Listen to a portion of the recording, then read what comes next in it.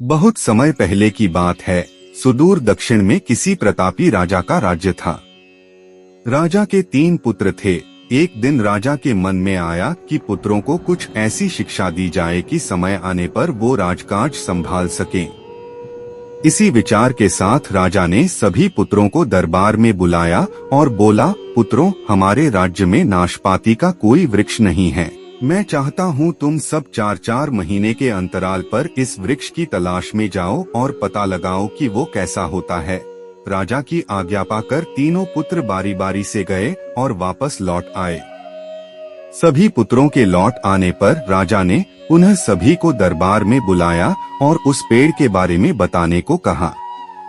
पहला पुत्र बोला, पिताजी, वह पेड़ तो बिल्कुल टेढ़ा मेढ़ा और सूखा हुआ था। नहीं, वो तो बिल्कुल हरा भरा था, लेकिन शायद उसमें कुछ कमी थी क्योंकि उस पर एक भी फल नहीं लगा था। दूसरे पुत्र ने पहले को बीच में ही रोकते हुए कहा। फिर तीसरा पुत्र बोला, भैया, लगता है आप भी कोई गलत पेड़ देख आए, क्योंकि मैंने सचमुच नाशपाती का पेड़ देखा। वो बहुत ही शानदार था और फलों से लदा पड़ा था। और तीनों पुत्र अपनी अपनी बात को लेकर आपस में विवाद करने लगे कि तभी राजा अपने सिंहासन से उठे और बोले, पुत्रों, तुम्हें आपस में बहस करने की कोई आवश्यकता नहीं है। दरअसल तुम तीनों ही वृक्ष का सही वर्णन कर रहे हो। मैंने जानबूझकर तुम्हें अलग अलग मौसम में वृक्ष खोजने भेजा था और तुमने जो देखा वो उस मौसम के अनुसार था। मैं चाहता हूँ कि इस अनुभव के आधार पर तुम 3 बातों को गांठ बांध लो। पहली, किसी चीज के बारे में सही और पूर्ण जानकारी चाहिए तो तुम्हें उसे लंबे समय तक देखना परखना चाहिए। फिर चाहे वो कोई विषय हो, वस्तु हो या फिर कोई व्यक्ति ही क्यों न हो।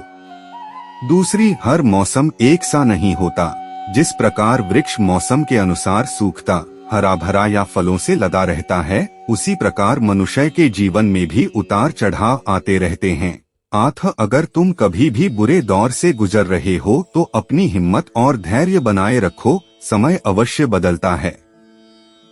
और तीसरी बात, अपनी बात को ही सही मानकर उस पर अड़े मत रहो। अपना दिमाग खोलो और दूसरों के विचारों को भी जानो। यह संसार ज्ञान से भरा पड़ा है। चाह कर भी तुम अकेले सारा ज्ञान अर्जित नहीं कर सकते। इसलिए भ्रम की स्थिति में किसी ज्ञानी व्यक्ति से सलाह लेने में संकोच मत करो। यदि इंसान खुद को अच्छे विचारों और अच्छी सोच के कारण एक व्यक्ति अपने आप को सक्सेसफुल बना सकता है, यह कहानी से आपको क्या सीख मिलती है, कमेंट करके बताइए और चैनल को सब्सक्राइब जरूर करें। धन्यवाद।